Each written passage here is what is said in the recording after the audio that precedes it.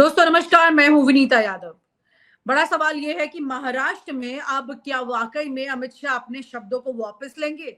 बावजूद इसके कि ठीक है कि सीटें उनकी काफी बढ़कर सामने आ गई हैं, लेकिन जिस एकनाथ शिंदे और अजीत पवार को चुनाव से पहले उन्होंने ये बता दिया था कि इस बार मुख्यमंत्री जो है वो बीजेपी का होगा, लेकिन एकनाथ शिंदे के खाते में जो अच्छी खासी सीट का नंबर आया है, उसके साथ में सबसे ज्यादा इंपॉर्टेंट बात यह है कि 133 बीजेपी की सीटें और 56 एकनाथ शिंदे की सीटें जो है वो मिला करके क्या उनको वाकई में एक दूसरे नीतीश कुमार को अपने साथ एडजस्ट करना होगा, ये बड़ा सवाल है।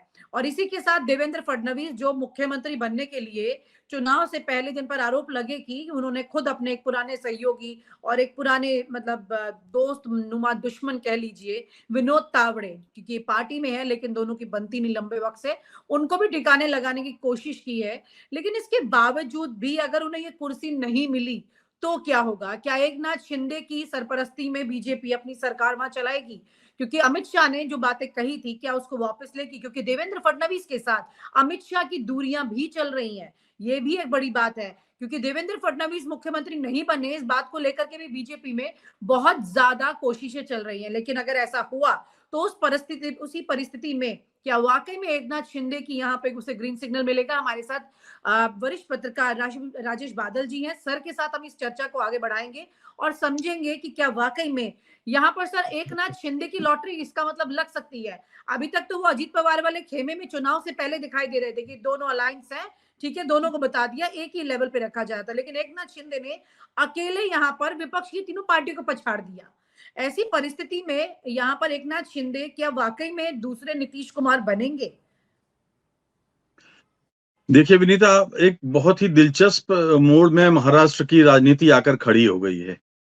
दिलचस्प इस मायने में कि अगर भारतीय जनता पार्टी के हम पुराने अतीत को देखें तो हम ये पाते हैं कि भारतीय जनता पार्टी अपने सहयोगी दलों के साथ तब तक ही एक कोऑपरेटिव और उनको साथ देने की मुद्रा में होती है जब तक कि वो ताकतवर नहीं होती।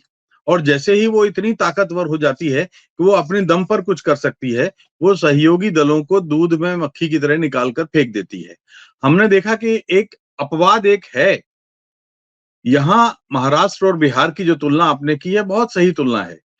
स्थिति ये है कि महाराष्ट्र में 132 विधायक अगर भारतीय जनता पार्टी के पास हैं, तो अब उन्हें बहुमत के लिए बहुत ज्यादा लोग तो नहीं चाहिए।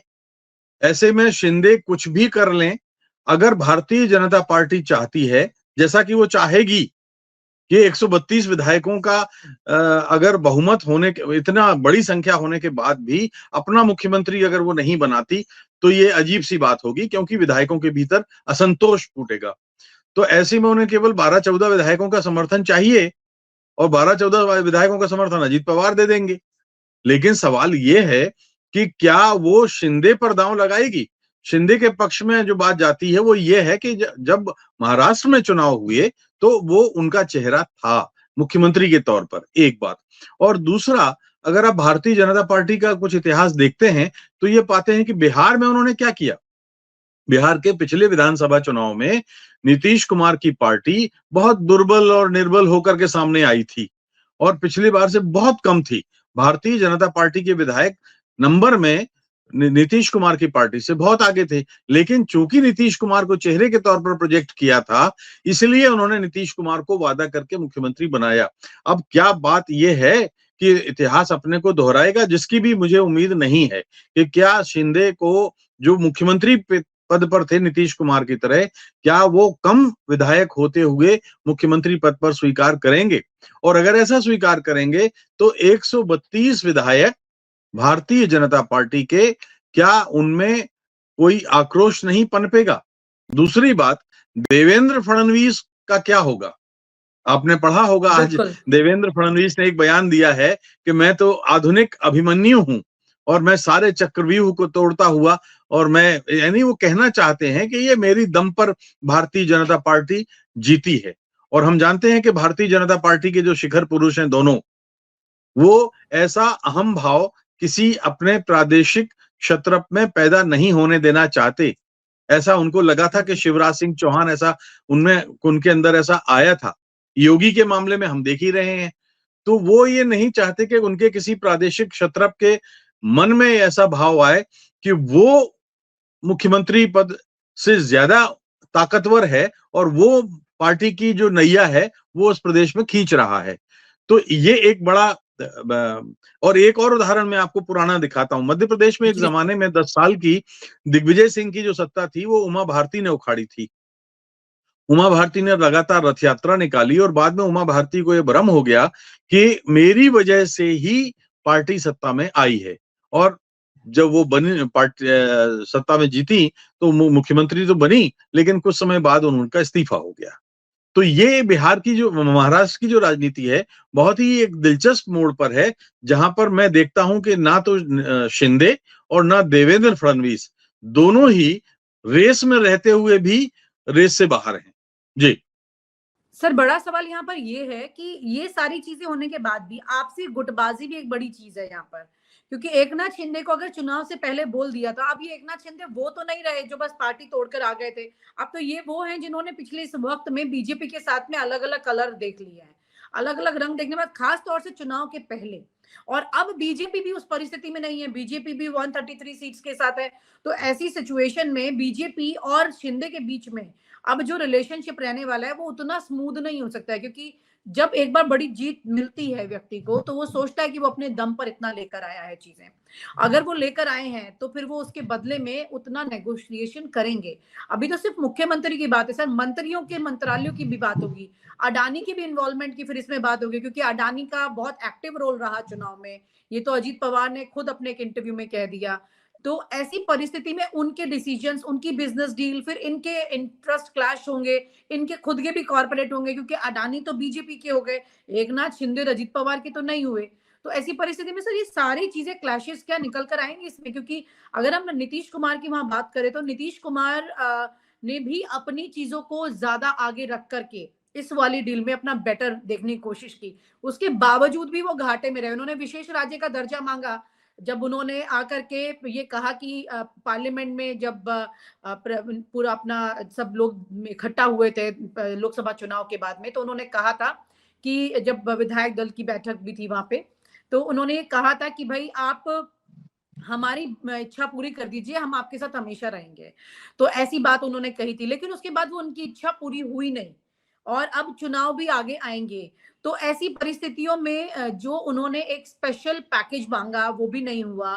चंद्रबाबू नायडू भी इस तरह की बात करे, तो ऐसी सिचुएशन में ये नेगोशिएशन वाली सरकार चलाने की आदत भी नहीं थी मोदी और अमित शाह को। राज्यों में भी बड़ी परेशानी हुई है नई ऐसी सरकारें चलाने में। तो इसीलिए वो जिस राज्य में मुश्किल होती है उसमें पूरा जोर लगा के ज्यादा सीटें लेने की कोशिश भी करते हैं। तो आपको लग रहा है कि इतना स्मूथ मैनेजमेंट जाने वाला भी है? अगर मान लीजिए एकनाथ शिंदे के लिए तैयार हो जाए, देवेंद्र फडणवीस को एक बार किनारे लगा भी दिया जाए, और देवेंद्र फडणवीस क्या मानेंगे? क्योंकि अब उनकी भी इच्छाएं बहुत ज्यादा हिलोरे खा रही हैं, और तावड़े वाला सीन जो है वो वाकई में उसका एक बहुत बड़ा प्रमाण है।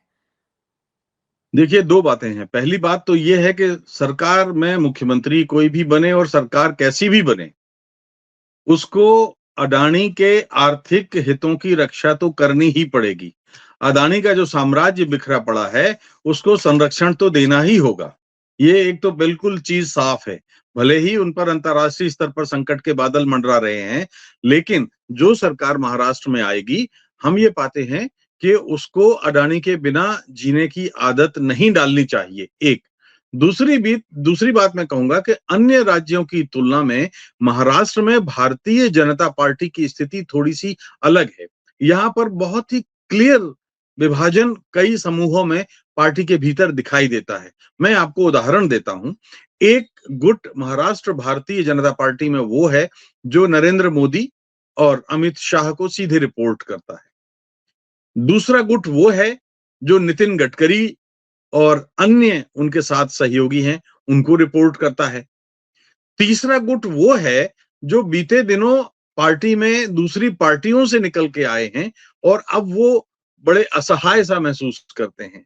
और चौथा गुट जो सबसे महत्वपूर्ण है, जिसकी वजह से भारतीय जनता पार्टी जीती है, वो है राष्ट्रीय स्वयंसेवक संघ का प्रभाव। जो उसके लोग हैं वो इतनी आसानी से पार्टी के शिखर पुरुषों को अपनी मर्जी का मुख्यमंत्री नहीं सौंपने देंगे।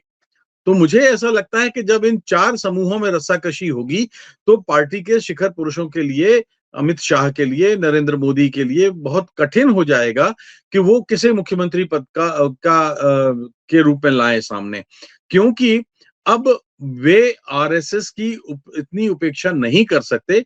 आरएसएस की बदौलत महाराष्ट्र में वो जीत के आए हैं, मेरा स्पष्ट मानना है। ना इसमें कोई बीजेपी की अपनी साख और प्रतिष्ठा रही है, ना कोई ऐसा प्रगति या कोई विकास की बहुत लंबी लंबी मंजिलें उन्होंने तय कर ली हैं। कल मैं एक चैनल में था जिसमें एक बहुत बड़े पत्रकार ने ये बात कही कि महाराष्ट्र में महिलाओं को जो पैसा दिया गया तो इसका फायदा पार्टी को मिला। मैं ये कहता हूं कि ये जिस तरह का लाडली बहन वाला जो मामला है, ये तो मध्य प्रदेश में 25 साल से दिया जा रहा है, 20 साल से दिया जा रहा था, लेकिन उसमें पार्टी का जो कांग्रेस का वोट बैंक है वो तो किंचित 1-2% से कम नहीं हुआ। मतलब आप देखें तो ऐसा भी आया कि उस लाडली बहना को पैसा देते हुए ही कमलनाथ की सरकार बन गई थी। और अगर ज्योतिरादित्य सिंधिया छोड़ के नहीं जाते तो सरकार भी नहीं गिरती। तो कहने का अर्थ यह है कि पैसा बांटने से अगर वो ये सोचते हैं, पार्टी ये सोचती है कि वोट खींचे जा सकते हैं, तो कई राज्यों में इस तरह के उदाहरण भी हैं कि जहां पैसा देने से या महिलाओं का समर्थन लेने से उनके वोट प्रतिशत में बहुत इजाफा हो गया है। इस बार जो अभी तक टेंटेटिव आंकड़े जो आए हैं, क्योंकि अभी भी उनमें अंतिम रूप लेना बाकी है, ऐसा कहते हैं कि 3% वोट महिलाओं के ज्यादा मिले हैं। तो मुझे नहीं लगता कि लेकिन 3% वोट आए होंगे, क्योंकि उसमें बहुत सारे फैक्टर हैं। तो लेकिन सबसे बड़ा जीत का कारण तो आरएसएस है, और आरएसएस ने निश्चित रूप से भारतीय जनता पार्टी को अब अपने मुट्ठी में रखा है, और आरएसएस की सहमति के बिना कोई मुख्यमंत्री नहीं आएगा। जी। और इनमें मैं फिर कह रहा हूं कि देवेंद्र फडणवीस एक बार आ सकते थे, और जिस तरह से वो अपना प्रस्तुत कर रहे हैं अपनी दावेदारी, वो नरेंद्र मोदी को नहीं पोसाएगी। हो सकता है आरएसएस का संरक्षण उनको हो, लेकिन मैं अभी भी उनको रेस में शामिल नहीं देखता हूं, और शिंदे को भी शामिल नहीं देखता हूं। जी। और विनोद तावड़े के इंसिडेंट के बाद, विनोद तावड़े के मामले में देखिए, बात सही है कि वो एक बहुत राष्ट्रीय महासचिव हैं और छवि उनकी अच्छी है, वर्षों से पार्टी के साथ काम कर रहे हैं, लेकिन जो हालिया घटनाक्रम हुआ, आप देखिए कि चुनाव आयोग के अधिकारी जिस ताबड़तोड़ तुरंत वहां पहुंच गए। हमने देखा है कि इन दिनों जो चुनाव आयोग बिहेव कर रहा है, क्या वो इतना प्रॉम्प्टली एक्शन लेता है सत्ताधारी पार्टी के किसी नेता के खिलाफ? वो कांग्रेस के खिलाफ तो ले सकता है, वो प्रतिपक्ष के दलों के खिलाफ तो लेता है, और लिया भी है, लेकिन वो सत्ताधारी पार्टी के किसी बड़े नेता के खिलाफ ऐसा प्रॉम्प्ट एक्शन तभी लेता है या लिया होगा जब तक कि उसको ऊपर से इशारा ना हो। इसका मतलब, ऊपर से इशारा होने का मतलब यह है कि हो सकता है कि विनोद तावड़े की जो उम्मीदवारी है उसको हाशिए पर लाना हो, वो एक कारण हो सकता है। हाँ बिल्कुल सर, वो तो कारण था। मेरा सवाल ये कि देवेंद्र फडणवीस को पीछे रखने के पीछे उनकी विनोद तावड़े के पर जो ये फंसाने की प्लानिंग है, इसकी चर्चा बहुत जोर शोर से है। इसकी किसी के पास सबूत नहीं है, लेकिन वो जिन लोगों ने विनोद तावड़े पर आरोप लगाए वो देवेंद्र फडणवीस के बिल्कुल खास करीबी लोगों में से रहे हैं। तो ऐसी परिस्थिति में, क्योंकि पार्टी तो सब जानती है, हम और आप और जनता जो है वो फिर भी एक पर्दे के अंदर हो सकते हैं, लेकिन पार्टी में सारी जानकारी होती है। तो उनको ये पता होने के बाद भी कि देवेंद्र फडणवीस द्वारा ऐसा कुछ किया गया है, तो क्या आरएसएस ऐसे विनोद तावड़े के इंसिडेंट के बाद भी क्या देवेंद्र फडणवीस के लिए पैरवी कर सकती है? लेकिन अगर मान लीजिए पैरवी करती है, तो बीजेपी के दोनों बड़े नेताओं के लिए विनोद तावड़े को सामने लाना बहुत आसान है क्या, अगर वो पैरवी करती है तो? दूसरी चीज ये है कि मैं फिर दोहराऊंगा कि देखिए, विनोद तावड़े जो पैसा दे रहे हैं, या जो इतने बड़े रुपए को लेकर के साथ चुनाव में चल रहे थे, गए नहीं, बाहर नहीं गए, अदानी के साथ उनका सीधा रिश्ता जुड़ता है, तो ऐसी स्थिति में अगर वो वहां थे और उनके खिलाफ कार्रवाई हुई, और जैसा कि आप कह रही हैं कि देवेंद्र फडणवीस के समर्थक या उनके लोग शायद इसको उजागर करने में सामने थे, क्योंकि देवेंद्र फडणवीस ये समझ सकते हैं कि उनकी राह का रोड़ा ये बन सकते हैं विनोद तावड़े। लेकिन मुझे ऐसा लगता है कि अभी भी 2 की जगह कोई तीसरे नए नाम पर सहमति बनेगी, क्योंकि आरएसएस अब बात नहीं सुनेगा मोदी और अमित शाह की। ये इस बार राष्ट्रीय स्वयंसेवक संघ ने ये बता दिया है कि उनका अपमान जिस तरह से पार्टी के राष्ट्रीय अध्यक्ष जेपी नड्डा ने किया था, उसके बाद महाराष्ट्र के चुनाव में जेपी नड्डा ने माफी मांगी और अब अपर हैंड जो है वो राष्ट्रीय स्वयंसेवक संघ का है। जी, मतलब ये कि चाह कर भी आरएसएस जो है वो इस वक्त बीजेपी को माफ नहीं कर पा रही है और इसी वजह से फिर आगे अपने सहयोग के लिए, साथ के लिए कीमत अब बीजेपी को चुकानी पड़ेगी आरएसएस के सामने। कुल मिलाकर की ये परिस्थिति है सर। राष्ट्रीय अध्यक्ष ने जो भी बोला वो बीजेपी की बात ऑब्वियसली कही जाएगी और वहां पर आरएसएस जब से ही नाराज है और उसकी भरपाई वो नहीं कर पाए अपने उन शब्दों की लगातार लोकसभा चुनाव से पहले से लेकर अब तक, क्योंकि तमाम अभी 4 राज्यों के चुनाव हो गए हैं और इसके बीच में भी काफी कशमकश रही थी और किसी तरह से मनाने की मुवट्टल जिसे कहते हैं ना, वो सारी कोशिश की गई, लेकिन फिर भी बहुत परेशानियां इनको सामने आई हैं। कुल मिलाकर के देवेंद्र फडणवीस मुख्यमंत्री बनने की बात भले ही टीवी चैनल पर इमीडिएट रिजल्ट आते ही चलनी शुरू हो गई, लेकिन उसके बावजूद भी देवेंद्र फडणवीस के लिए रास्ते बहुत ज्यादा मुश्किल है। ये उनकी बॉडी लैंग्वेज से भी दिख रहा था कल जब प्रेस कॉन्फ्रेंस, जिस वक्त ये प्रेस कॉन्फ्रेंस हुई और उसके अलावा उनकी जो मीटिंग थी जिसमें तमाम बीजेपी के नेता उनके घर पर पहुंचे थे, उसमें भी साफ दिखाई दे रहा था कि देवेंद्र फडणवीस उतने कंफर्ट जोन में नहीं है अभी। बहुत बहुत शुक्रिया जी sir, thank you so much sir, thank you sir. और आप हमसे जुड़े रहने के लिए सब्सक्राइब करें YouTube पर, फॉलो करें Twitter पर और लाइक करें Facebook पर। और ज्यादा जानकारी के लिए आपको टाइप करना होगा सिर्फ न्यूज नशा।